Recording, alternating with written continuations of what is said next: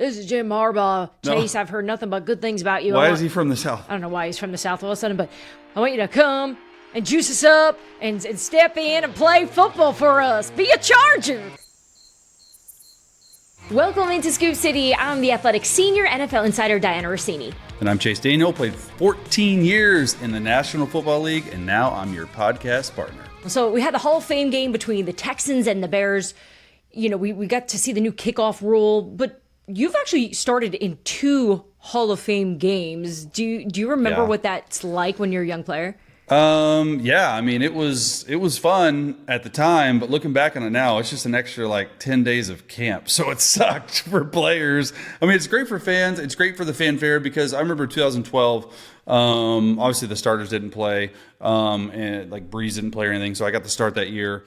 And somebody was going in the Hall of Fame, and it was just such a cool week to be able to go to Canton, to bus in. You're at like a high school stadium. I mean, they've done a lot of really nice upgrades to Tom Benson Stadium, is what the stadium's called there in Canton. But to actually the first time, like I'm getting chills looking at it or talking about it, the first time you walk through the actual Hall of Fame and you have a private tour ride, it's just your team there.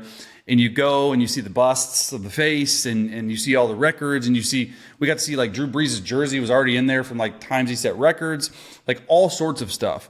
And so to actually do it twice, it was cool. But I know players, like I'm gonna be honest, they don't love it.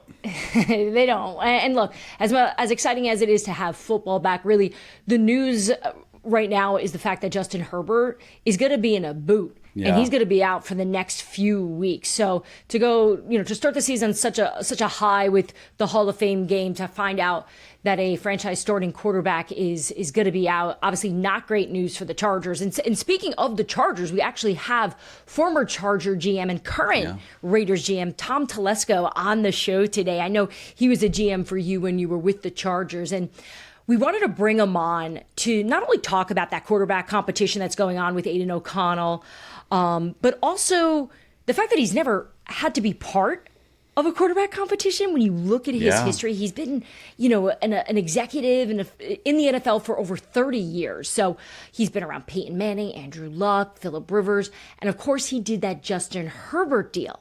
So we thought, why not bring on a GM who had to go through the process of getting a blockbuster deal done with a quarterback, as we're waiting to see what the Cowboys do with Dak Prescott, eventually what Brock Purdy, the San Francisco 49ers will do, eventually CJ Stroud and the Houston Texans. So we try to figure out what that's all like for an organization, because it's usually kept pretty under wraps. So we're going to get to that interview in just a few. We're going to touch on some of the new contract situations. And then finally, we're going to wrap this up with things that you and I would be put in the Hall of Fame for.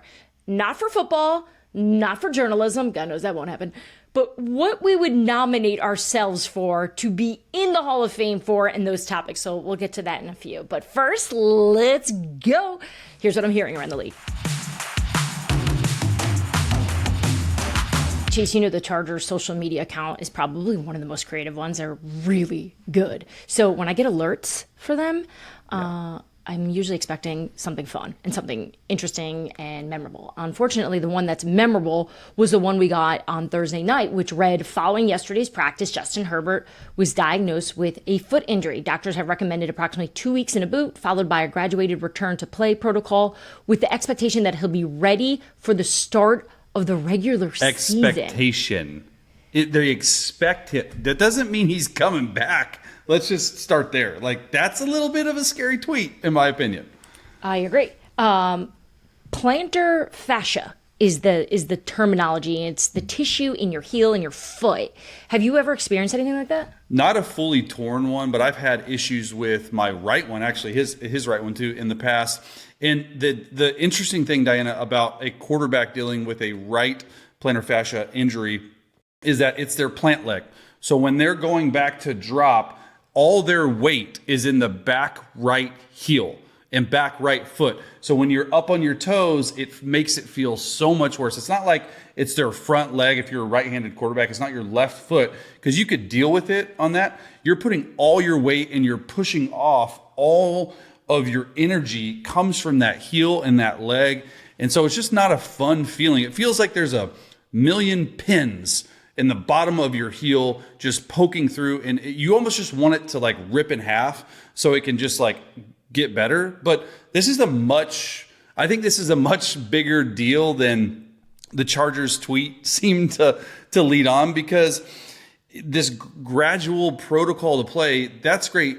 New offense, first year Greg Roman, new head coach Jim Harbaugh, new system, new receiving core, new everything, and Justin's going to miss the bulk of camp, and then he's just supposed to get in there and pick it up the first week. Like, I don't know. It just seems a little bit, it's concerning. It is No concerning. doubt. It's not just your starting franchise quarterback, who obviously is very good at football, just missing the preseason. This is just a lot of new that the Chargers organization is facing and dealing with, and now they're going to have to rely on their backups. And I know you've probably received tons of texts on Thursday night and probably even this morning about people interested to see, would you go back and play if they called? What are you thinking? Yeah, I mean, I don't know. I did receive like 5 to 7 texts already, and they haven't reached out yet. It makes a lot of sense, but I don't know. The number has to be right for me to go back. I'm not completely closing the door, but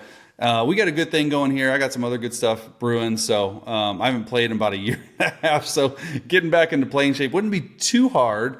But I'm not going to close the door on it right now. Yeah, not great news. Especially we just spent last episode talking about how great Justin Herbert is, and gold jersey. Let that gold. Never again. Starting now, we are an anti-gold jersey podcast because it brought nothing but bad luck.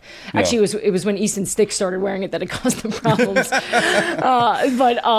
So look, if they give you a call, Chase, sorry, but you're going to have to go back to the coffee, whether you want to be part of that or not. So, also the past few days, we saw some more deals get done. Tristan Wirfs became the highest paid offensive lineman in NFL history, $140 million, 5-year extension, 88 of that guaranteed. You know what I love about that story too is just, first of all, it's deserving the way they've moved him around that line, and he's just held up so well. Obviously, with when Tom Brady was there, and now Baker Mayfield. But he attended every single contract announcement press conference for the offensive lineman and for Baker Mayfield, and all those guys today showed up for that. To be there for him. Dude, that's the best. When they announced it. So I just thought that was really cool. You got to be friends with the offensive line. Like, you got to be friends with the offensive line. But what does it mean for Trent Williams? Still holding out? Not like that. $28.12 million per year for Tristan Wirfs. Like, does Trent Williams want that money, or what are you hearing on that? Yeah, so right now they're still apart on agreeing to get Trent Williams back on the field. Remember, he's holding out. Yeah. He wants added years, obviously more guaranteed money to his contract at 36 years old, and they have not been able to figure that out. We know how negotiations go. They look around the league and they say, oh, this guy's the highest paid offensive lineman?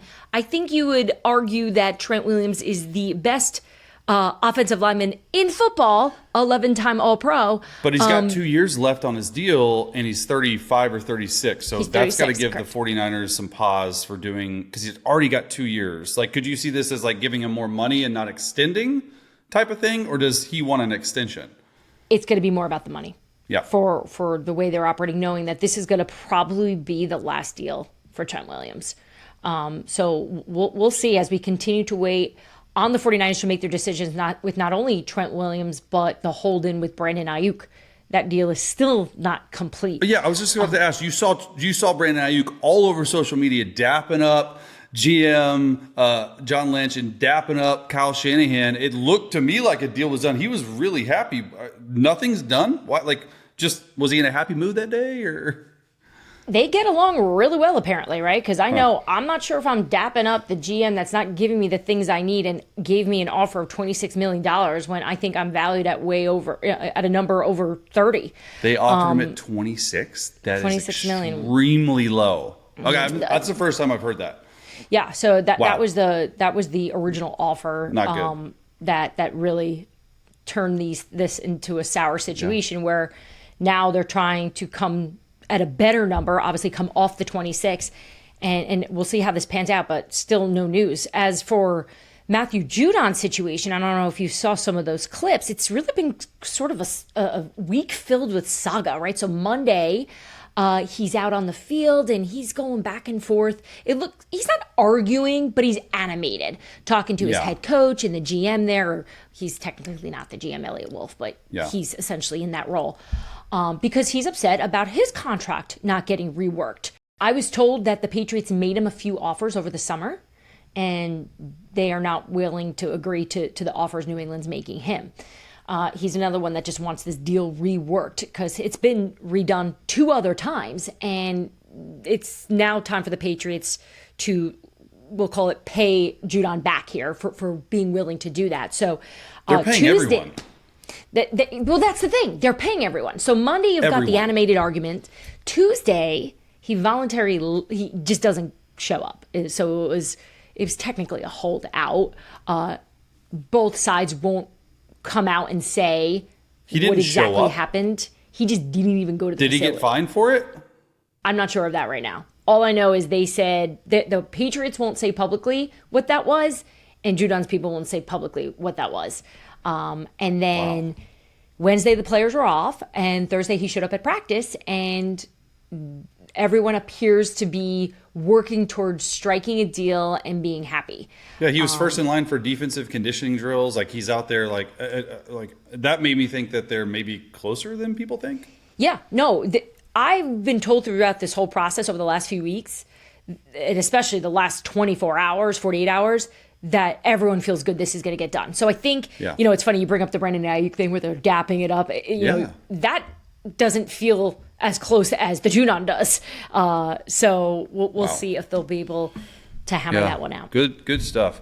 Well, we hit on the Raiders that we're going to have GM Tom Telesco joining us in a few, and we obviously hit on the Chargers.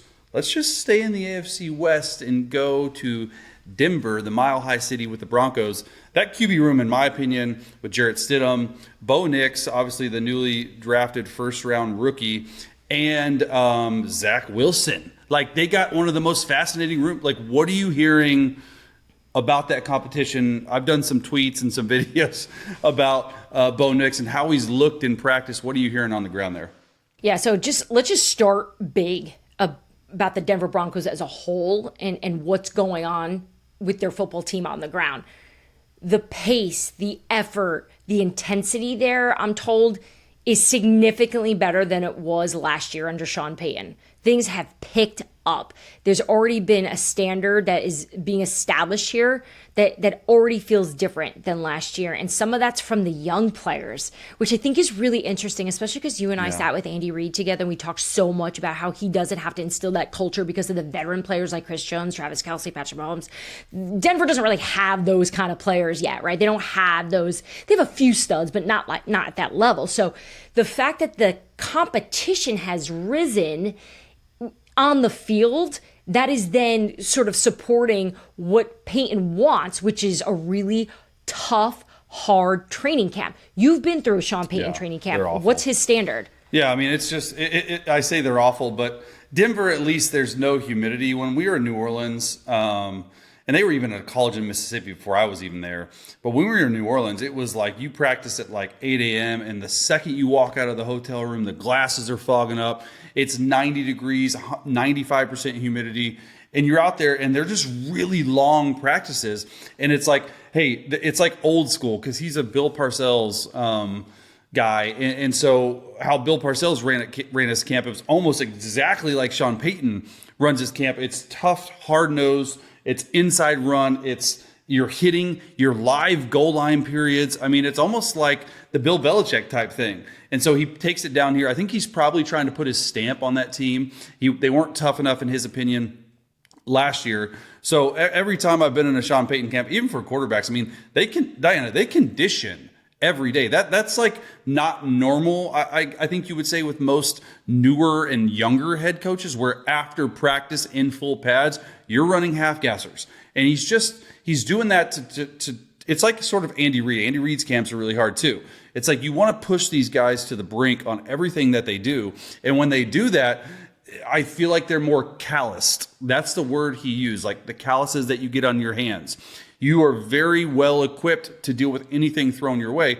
Now there is a push and pull with it because you got to have healthy guys.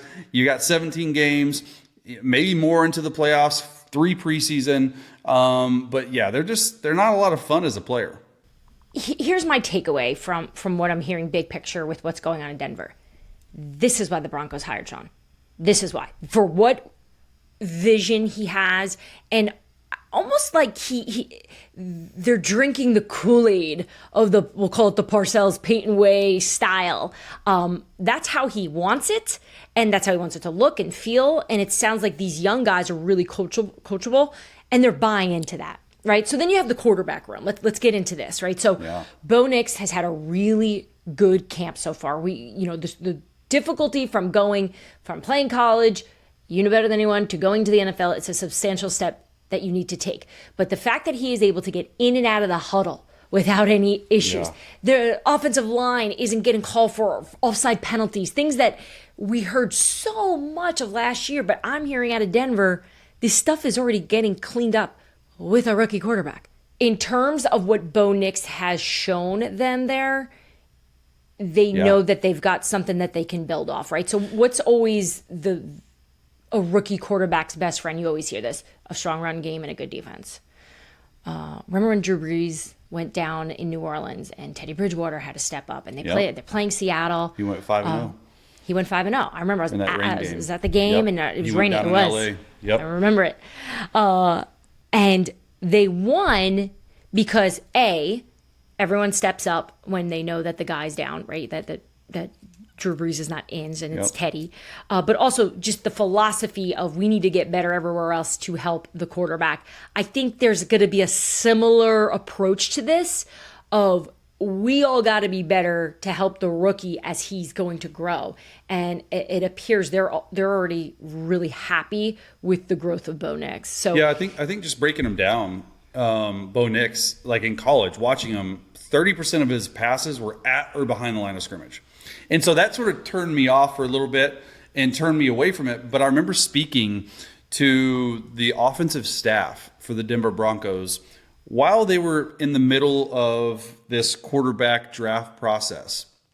And one of the things they told me is if you take that 30% out and you take the yards away and you take the touchdowns away, he was top 5 in passing in every single category. So that was a little bit of a stat that I was like, wow, like, okay, I just thought he was dink and dunk, screen stuff, and he wasn't. And so that gave me a little bit of a better picture on how the Denver Broncos viewed him.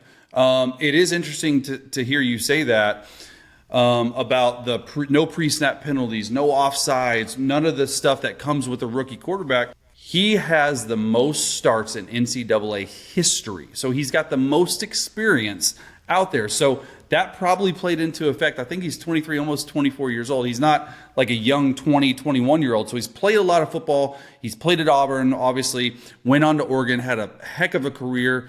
It's just a little bit surprising to me that Bo Nix is going to end up with a chance to start because I know that Sean Payton offense. It is so wordy. It is every single time you're at the line of scrimmage. I asked some people there about that because anytime someone tries to explain to me why it's so complicated, my thought is always, well, why doesn't he just simplify it?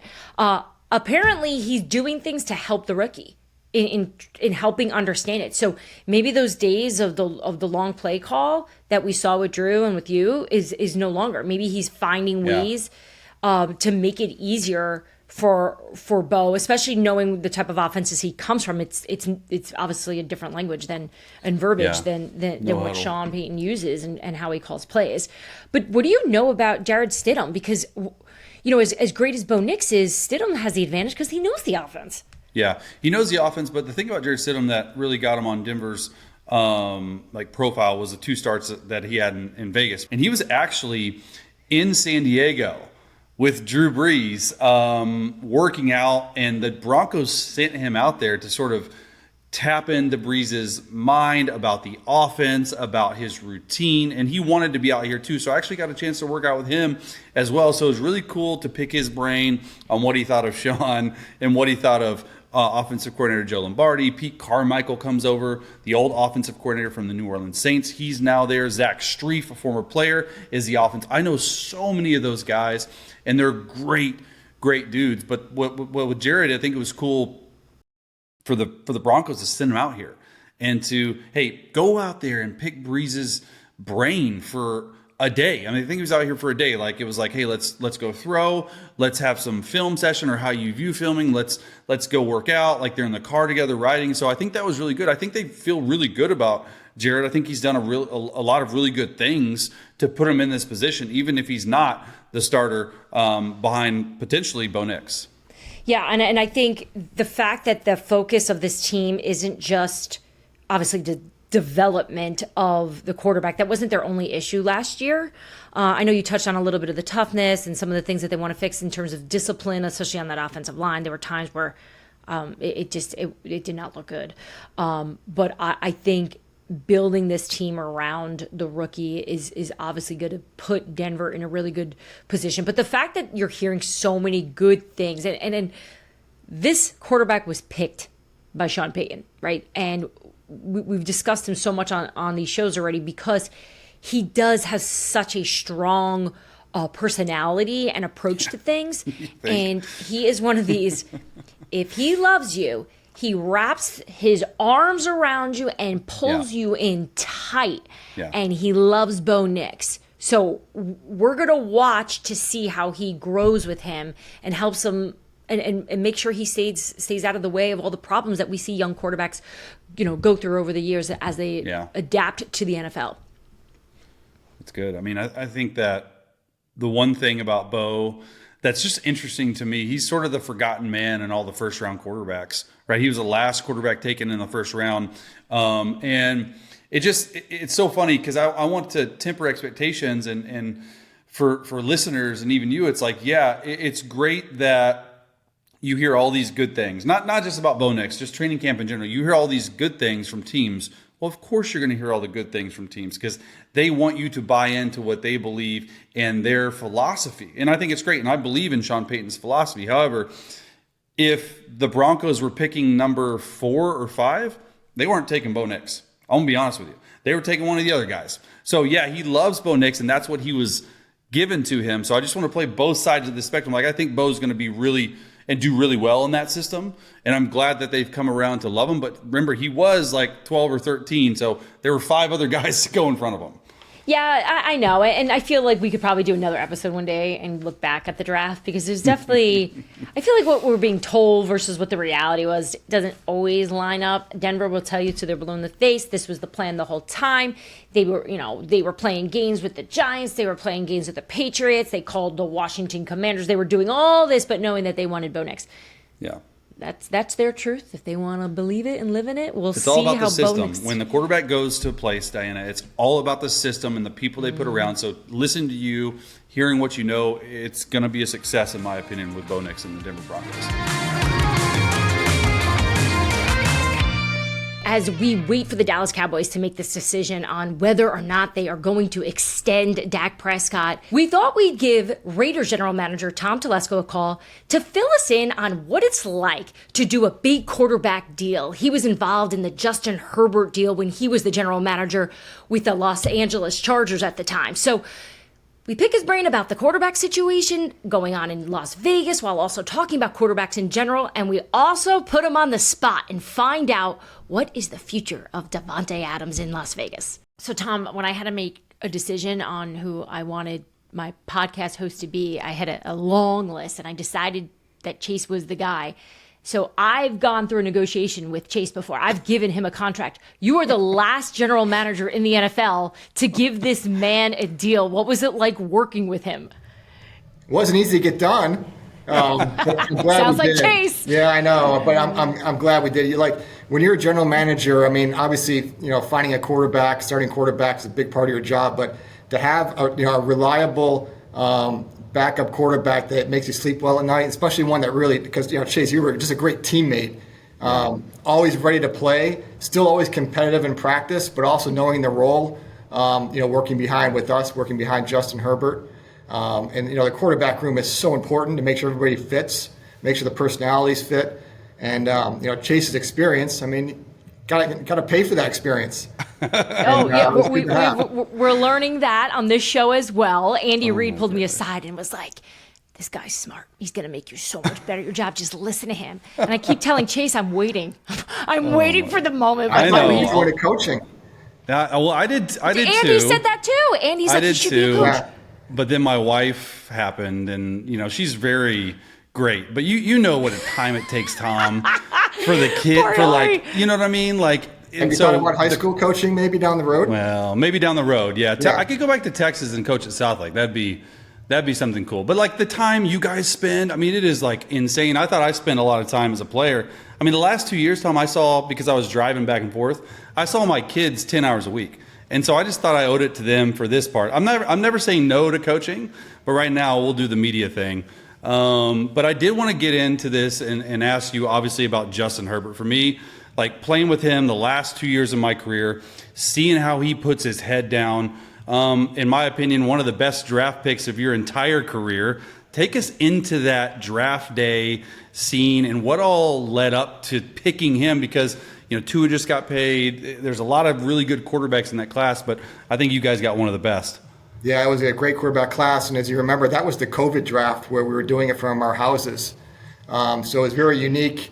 That whole spring was just completely unique to what was going on and how to get everything done. But it was one of my, as far as 30 years in the NFL, one of the probably the neatest moments was making that pick with my wife and 3 kids, like basically standing next to me making that pick, and calling them on FaceTime to let them know we're gonna select them. I mean, a lot of work goes into that. But as you see, like what a great class of quarterbacks that came out that year. You just had had that combination of the physical talent, which you can see, the size, the strength, athletic ability, the arm strength. But then, all those intangible aspects, the preparation, the intelligence, the leadership, kind of all fit together. So very, very lucky the Chargers have them. When did you guys know you wanted to draft him? I think our college scouts did a lot of work on him the year before because we thought he was going to declare for the draft. So they'd already done a lot of work. So coming into the next year, we kind of knew what he was already. But then his senior year, I know for me, I went to the Rose Bowl, saw him play there. Just seeing him run out of the tunnel, it's like, boy, that's how they're supposed to look. I mean, he's just big. Yes. You forget how big he really is. And then watching with the Senior Bowl is just such a great evaluation tool for all of us. I mean, obviously we watch them play at their colleges, but it's always nice to get a little bit up and close feel at the Senior Bowl and just watching how he threw the deep ball, how accurate he was with the deep ball, how he interacted with his teammates, throughout the week. Things started to come together right around there. Yeah. Tom, I remember scrambling the morning of the game where he had to step in and take over that starting role over Tyrod Taylor and basically just get an introduction to the NFL when he didn't expect it. What was that like for you watching him go through this and knowing, all right, we're giving the kid the ball? Well, it showed how prepared he was and also showed how prepared our coaches were to have him ready in case, because that situation I'd never really seen before. We didn't know what was going on either. Everything was happening so fast. We saw him run out of the field with everybody else. And then, honestly, I missed the whole first drive because I was still working on, what happened to our starting quarterback. I want to make sure he was okay. I missed the drive. I think we drove down and scored, if I remember. But I missed the whole thing just trying to figure out what was going on with Tyrod Taylor first. And then, the rest was history after that. But I just showed, he didn't get a ton of snaps with the ones in training camp. And then, I don't think we had any combined practices then either. So it was really, for our players and coaches, it was their first time seeing him play live, was that day. Wow. So, and like I said, the rest is history with him after that. And I think people watching, that's when they all went, oh my God, that's all you need to see, right? Yes. As we're, looking around the league now and we're watching different quarterback competitions and look, you have to preach the patience. There aren't a lot of examples of Justin Herbert in the moment where they can just get it done in one game. A CJ Stroud, who we've seen they're studs, they're elite. So Justin continues to have success, and then you eventually give him a contract. And we're looking around the league right now. We're watching. We're waiting for Dak Prescott to get his deal done. Eventually Brock Purdy, then CJ Stroud, right? We got all these things going. And on the reporting side of this, I'm always trying to collect information on the process. Where we at? When you know you want to get a quarterback locked in, like Justin Herbert, and you did that deal, when did you start the conversations with ownership and with his representation and be like, all right, we want to get a deal done? I can't remember when the talk started, but it's probably more front office wise, at least, a couple years beforehand, kind of planning for that contract extension for that position, because it makes a lot of money, takes up a lot of salary cap. So how you're going to build a team has to change over time. And it just can't be all of a sudden, all right, hey, we're signing the player today. Hey, how are we going to build the team around him? Heck, you got to start years in advance there. So once we kind of knew what we had, then we started to transition the team, because we're just going to have to change a little bit once you have to pay the quarterback. So those discussions happen, probably 2 years at least beforehand. Wow. In the process. And that's probably natural with everybody. Is there something people don't realize when you're going through that process? Because we're all judging, like Dallas, for example, like, get this thing done. Come on, get your ducks in a row. What is the hardest part about doing these deals from your side of it? I think every negotiation has its own pace. I mean, some pace quicker, some pace slower. Just the nature of the business. I mean, they're all different, So, I don't follow it like you all do. It's just, I just want to get to the field. I just want to get the players on the field. Yes. But we know, part of that process is making, doing the contracts, negotiations, getting everything figured out. But it's just a necessary evil. But like I said, they all have their own stories and how you work through them. Well, I love seeing your Raiders gear, man, because it's just so weird for me. You're 11 years as GM with San Diego Chargers, then Los Angeles Chargers. You were on the other side of the things when the Raiders beat you guys last year by more than 40 points. Nearly 6 weeks later, you got this job. What was going through your head when that happened? Did you know it was probably going to get fired the next day, or was it a surprise? Take us into that process a little bit. I've had a really, lucky career. It's my 30th year in the NFL, believe it or not, Chase. So this my 33rd training camp, because I worked 3 summers with the Buffalo Bills in training camp when I was in college, and I've just been really lucky. And the Chargers was great. It was had 11 years. We took it as far as we could go. Last year, it got tough last year, and that Raiders game, I'd never been a part of anything like that in my whole career. But it happened. And then I didn't know what was going to happen after that. I really didn't. Yeah. Typically, most often it seems like GMs don't get a second chance, and I was okay with that. Like I put my heart and soul into the Chargers job, and had a long run at it. And I was trying to figure out, okay, what's my next move? Don't know what it was going to be. I figured I could be the assistant safeties coach at Corona Del Mar High School and be very happy doing that, or maybe I could hook on with another team doing something. I wasn't sure yet. And then the Raiders called when the season was over. Really had no idea where it would go, but I was flattered to get a chance to go talk to them. And then before I knew it, I'm up at a press conference, wearing silver and black, and it's been really cool. It's like it's a brand new journey. It's a new challenge with different people.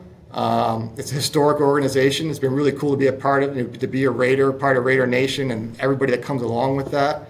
And I've just been really lucky. I just love being a part of it. I love being on a team, love leading. So this has been great. Yes. I'm always so impressed with coaches and GMs in those press conferences when they get hired and they have the team colors already. Like, who went out and got you the right colors? You've been in the same, shades of blue and gold for years. That's funny, because I don't have a lot of suits anymore. I have one gray silver suit, so I had to get that quick, throw it on, and get up there. So make it work. Yep, make it work. How long did it really take for you to be in Las Vegas for you to go, okay, this is it. This is a new chapter. This is a new beginning for me. This isn't San Diego. This isn't Los Angeles. This is the Raiders, and they do things different. Ownership is different. Mark Davis is obviously very different than the Spano family. How long do you think it took you to get comfortable being the general manager of the Raiders? It took a while. It just does. It's just a lot of new people, a lot of new faces. It's a team of players that I knew as an opponent, but it's just different when you're actually in the building and you get to know the guys. New coaching staff, scouting, new trainers, equipment, video, everything, and trying to get up to speed. And a lot of what I did in the spring, I just felt like I need to adjust to them right now more so than them adjust to me. I think it's just easier for me to adjust than to have everybody else start changing what they're doing. So that's what I kind of did. So it took some time.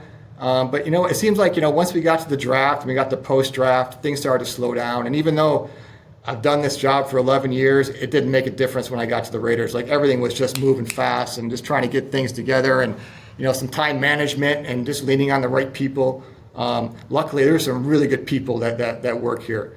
I walked into a scouting department that was really, really good. Taught well, really detailed, organized. All the support staffs from the strength staff to the training staff, equipment, video, like really good, hardworking people. So that's made it a lot easier for me to kind of get this thing moving. We got to get into the most important position in all of sports, the quarterback competition that you guys have. Obviously, you bring in Gardner Minshew. Personally, Tom, I still study a lot of film. I still have a login where I'm able to look, watch on Exos, and I watched just about every one of Aiden O'Connell's games. For me, I thought he played really well down the stretch, especially against the Chiefs late. But you guys also decided to pass on a quarterback in this year's draft. Was there a reason for that? Do you feel really comfortable with where the competition is? I thought that you guys might be in the market for a quarterback. Yeah, well, I'll tell you, I really haven't been part of a quarterback competition before in all my time. Maybe my first year at the Panthers, 1995, we had Frank Reich was actually our starter, and he was kind of competing with Kerry Collins for the job. Kerry was a rookie. But, the rest of my time, the quarterback has always been known. And right now, we definitely have a quarterback competition. But as we went in through free agency last year, I wanted to make sure we had some depth of competition for Aiden, because I can't predict how the draft's going to go. If the draft was first and free agency was second, maybe it'd be different. So we wanted to make sure we had two quarterbacks here we felt good about. We went out and signed Gardner. And then the draft is the draft. I wouldn't say we passed on a quarterback. It just didn't quite fall our way. There's certainly a possibility. But ended up going a different route. We've got Aiden and Gardner here, probably two different styles of quarterbacks. But it's really is just an open competition to kind of see how it plays out in the end. And we don't really have a time frame of how it's going to end. Very subjective decision, obviously, when you're trying to decide between the two, but we'll see how it plays out. What are the reps like right now in training camp between the two? They're pretty even. I haven't looked at it. It's probably about 50-50. It just depends on who's working with the ones, who's working with the twos. We had talked about how we're going to do that, and they'll both play in the preseason. So they'll both get some snaps there and kind of see where it goes. So I think fans are just dying for football to start. I feel like right before training camp, everyone was doing interviews. We're open to those. We love interviews. But we saw, Aaron Rodgers chatting about Davante Adams talking a little bit to different shows about what he wants to do and potentially play with Aaron. There's just a lot of flirting going on, right? There's just a lot of flirting going on. So where do things stand in terms of priority with Davante Adams, getting a contract done, and how you're going to operate moving forward with him? Yeah, welcome to the quiet summer content. You need something to talk about. I certainly wasn't not going to give that one any more legs. If you ever need a statement, just cut and paste Frank Bauer's statement. Frank Bauer's Davante Adams' agent. I know you know that, Dianna. I don't know, Chase, you probably don't know Frank. Frank's one of the original agents in this league. Great at what he does. But I've been so in my career, when I was a summer intern with the Bills, they had Andre Reed and James Lofton, and then I'm with the Colts with Marvin Harrison and Reggie Wayne, and at the Chargers, I got Keenan Allen and Mike Williams. Come here, Davante Adams is here with Jacoby Myers, but having Davante here, I've been pretty lucky in that department. So as far as future, look, once we hit training camp for everybody, we're all focused on the field. I'm not worried about contracts I'm not worried about 2025, 26, 27 right now. It's all 2024. We need Davante right now. We've got whoever our starting quarterback is going to need the help of those guys, the receivers, the tight ends, the backs. So having Davante here is a big deal for us.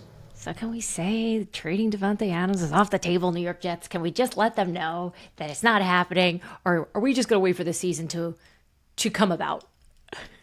This sounds like Scoop City, huh? Yeah, Welcome to Scoop City. You want to be a welcome resident? to Scoop City. Yeah, just take Frank Bauer's statement. I will use Frank Bauer's statement. I will use it. Tom Brady is always circling around the Raiders name. We're hearing a lot about him. I know nothing's official yet, but have you been around him? Is he weighing in on anything that the Raiders are doing? I've always been curious about that. Yeah, I haven't seen him too much. I've seen him a couple times, especially when the Super Bowl was in town. Talked to him a little bit, but I think he's probably more concentrating on his next job, probably a little more so than us right now. I know you don't get a lot of time probably to just hit the strip, but with the 4 quarterbacks, the great ones that you've been around, Peyton Manning, Andrew Luck, Phillip Rivers, and Justin Herbert, if you had to pick one of those guys on a free Saturday night where just you two are going to maybe hit the casino, go to dinner, see a show, which of the 4 are you going out on the strip with? Diana, like when he asked this, it's like when he asked somebody like, "Hey, you've got 3 kids. Which one do you like the best?" Okay. You can't answer that. I keep Come answer on. that. I have a hard time believing You can't Justin's answer going that. to It's be, It's gotta be dancing on the Peyton, tables. right? Peyton If seems I- like a good time. If I had to lean one way, I think it'd be Peyton. Yeah, it's Yeah, got to if I had be to lean, Peyton. it'd be Yeah. Peyton. Yeah. I was going to put Chase on there, but I'm saying. Hey, yeah, that'd be a fun time. All right, last question for me, but you obviously go from Phillip Rivers to Justin Herbert in the Chargers organization. Amazing. Like, I just got to know, because I was before my time that Phillip was there, but everyone in the Chargers organization only said great things about Phillip Rivers. What was your best Phillip Rivers story in all the time that you had him there? Oh my gosh. I mean, it's not a story, but I just loved talking football with him. I mean, it just like, whether it was, on the practice field, whether it was on a bus, going to, the hotel or in an away game. I mean, just talking football with him, you could tell, like, this, first of all, he's got to be a coach when he's done playing. Yes. God, my best story. You got me on the spot on this one. It doesn't even have to be your best story, Yeah, it but just doesn't have to say be something your best story. memorable. Memory or- Whenever yeah. people say best, it puts Yeah, some I pressure on just know there were some times where, man, he had some injuries where we did not think there's any way he could play, and he always played. Tough. He's one of the toughest players, quarterback or non-quarterback I've ever been around. Could take hits, but just one of the best leaders you could ever be around, and you were around him a little bit. I mean, he just has a special quality about him that people follow him. Which again is why he's a very good high school coach, but he just has that special quality. But guys just want to be around him. He mixes in with everybody. I've been so lucky, and this is how being around Phillip and Peyton, where you can see what goes into that position, other than just what happens on Sunday. What goes on Monday through Saturday. To see how they do it helps me and helps us as a staff as we're evaluating quarterbacks in the future. They're like, this is what we need. This is what we're looking for. This is how it's done. This is the right way to do it. And he was certainly an example of that. That's awesome. Awesome. Well, listen, you sound excited, energized, Yeah. passionate as ever about being the general manager of this Raiders team, and obviously very optimistic about the season. We appreciate the time. We know training camp is rough. It's a grind. So thanks for joining Scoop City. Thank You you. didn't give us a lot of scoops, but we don't care. We The just way love I that you're work, here. Diana. It's We, the way I work. Tom, I know. I have Locked known for up. years. Locked up. Tom don't talk. He's nothing but a pro. Thank you, Tom. Hey, thanks for having me on. I appreciate it. All right, back here on Scoop City, Chase, we talked about the Hall of Fame game. We talked about your experience as a starter playing in it. And it's definitely a celebration of the NFL and playing the sport. And it's exciting because it also tells us, all right, we're about a month out. We're about to get going here. But it had me thinking while watching the show, would I ever be in a Hall of Fame for anything? Could I ever get in? And my athletic career was okay, so I got into my high school Hall of Fame. Poor But- sport athlete, though, right? That's right. See, you did read my bio. Are you in any Hall of Fames? I am. I'm in 2 and about to be in 3. I'm in my high school Hall of Fame. I'm in the Mizzou Hall of Fame, which is a really big one. Actually, I got inducted to that, when was that? 5 years ago? And then I can't tell you which one I'm going to be in now, but it should be in October or November. So yeah, 3 Hall of Fames. Oh, I found out actually it was a podcasting Hall of Fame. They've already submitted you after just 6 episodes. Right. They're like, this guy is such a winner. All right, so if you could get into a Hall of Fame of something, like what do you, besides football, besides analysis, what are you really good at? Honestly, I was thinking about this, and there's a lot of different ways I could go. I have 2. I'm going to tell you one, and then I'm going to let you go, and I'll tell you the next. But without a doubt, I think, Dianna, that actually I know that I take the best notes of anyone in the world. And you can't tell me any different. I've had multiple coaches, multiple GMs, other players, my wife, everyone I respect, like they'll look at the notes that I take. Is it the handwriting? No, the handwriting's okay. It's not like that. It's like in every single, Dianna, I have a backlog in my closet, in my room, of 14 years of every single team meeting from Sean Payton, Andy Reid, Matt Patricia, Matt Nagy, everything they've ever said in any meeting I've attended in the offseason, in the regular season, the night before game speeches from Andy Reid. I have them written out, and I can write really quickly. And I write down everything, because if I want to be a coach one day, or if I want to remember something, I can just go back to, 2011 Saints year. We were 13-3. Okay, let's go to the first playoff game. I have notes on every defensive coordinator, every offensive coordinator, everything. And I used to do it by hand. This is some big tease, though. I want to see these notes. You're like a quarterback AI. Like it sounds 100%. And that's so funny you said that. Is when I went to the Chargers, I moved away from my note. It was like an old spiral notebook. That's what I had. I moved to my iPad. And so my iPad, it's pretty cool. There's an app called Good Notes, and I write with my Apple Pencil on Good Notes, and I have 2 full years of notes. And what's cool about that Good Notes app is I can search Y stick nod, and it'll take me to every time I've ever written Y stick nod. And so I can pull it up and say, okay, this game versus that. It's like, I'm telling you, I am like a control freak when it comes to that. I'll be in the Hall of Fame for note taking. That is fantastic. I'm not surprised by any of this. I figured you had good handwriting because everything about you is very type A. So I thought maybe that would be in line. But now that you have your iPad writing your notes for you, essentially, well, it's your handwriting. But that doesn't surprise me. For me, it's parallel parking. Like, pick a spot. I don't care how small, how tight that thing is. I can get my Wagoneer in there, and it's in. And the Wagoneer's a big car. It is a boat. This thing is I don't know what I was thinking. Does it have the parallel park assist on it, where you just like take your hands off of it and it'll get you in? Get out of here. You think I bought a car with those extra bells and whistles? Yeah, right. I was happy to get out of that car dealership with what I paid for it. The guy was like, wait. What? The car's worth a lot more than what you just gave us. And I was like, see you later. Bye. Bye. So it's just a skill. My friends know it. My family knows it. Like, I'm the person when, you're younger and you're hanging out with your friends in your cars all the time that would get in the driver's seat for people to do the park job for them. What's your way of doing it? Like, tell me your way. Do you pull up like right beside the car and get window to window with the driver's seat? I think a lot of it is like football. It's instincts. For me, it's just instincts. I feel it out. You don't follow it. Okay. No, I kind of assess the situation. I check out to see where the curb is, what the car situation is from on both sides, and then also because I like to respect the traffic. Because I can do it so quickly, I just try. I'll pull right in there, even if it's a green light and traffic is going. I'm like, I'm like, I like that. I'm also good at getting out of tickets, but I don't want to jinx it. So I'm not going to name that as an official one, but I am.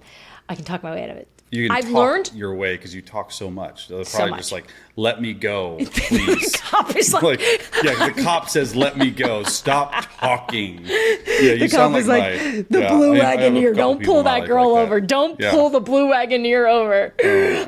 No, you know how I've learned how to get out of tickets is I'm really honest. I always say, I know I was texting. I know I was speeding. I know I didn't have my seatbelt on. Whatever I'm getting pulled over for. And usually they're fair. They're like, all right, well, at least you're an idiot. Don't do it. Here's a warning. I'm super respectful to cops. And I think that plays just because of the job they do. But yeah, I like the honesty. Usually I'm like lying till my teeth falls. I was not on my phone. I promise you. Like, sir, we just saw you literally on your phone. So yeah, it's not worth doing that. The other, well, there's a few I have. I'd say the other thing I'm really good at, and I don't know if you're gonna understand this, and maybe it's like a mom skill, but I can catch anything that falls. Right? So like, sometimes like something falls off the counter, a toy or a dish is about to fall, and you jump. Yeah. Nothing ever breaks when I'm around. Spidey sense? It's like a little bit, I should be a receiver, honestly. I'm proud of that one. Didn't you dive for a football in some viral video? I did. Drew Brees, too. With Rex Ryan, I did, and Drew Brees and I did it. And then funny. I would definitely be in the Hall of Fame, and my husband's the one who told me this one. I didn't think about it. He's like, you would 100% be a lock for never putting caps on top of putting caps back on top of stuff. Like, I drink a bottle of water, I leave the cap, and I walk away. Isn't that awful? That. Are you the type of person that leaves water bottles just sitting around half drank and not like the whole, like I got a water bottle here. It's like, I'm going to finish it. I'm going to throw it away. Like, are you that person? Do you like leave half drank water bottles all around and go open up another one? Absolutely. I'm with that person that just leaves bottles and cups of coffee and just things around the house that are half full and without any caps on. But the good news is, if someone knocks it over, I'll catch it. All right, that'll do it for us here on Scoop City. Thank you so much for joining us. We are going to be diving into the New York Giants next week when we touch on the quarterback situation, what's been going on with Daniel Jones. Don't forget to sign up for the Scoop City newsletter. It's for free. All you got to do is subscribe to it. And don't forget to subscribe to us. And if you're listening to us, you can also watch us. Check us out on YouTube, subscribe, review, leave some notes, and we'll be waiting to hear if the Chargers call Chase. He may not even be with us in the next episode. Bye, guys. Tag me next time. See you next time. Thanks for tuning into Scoop City. If you want to hear more, make sure you like and subscribe. We drop our new episodes every Tuesday and Friday.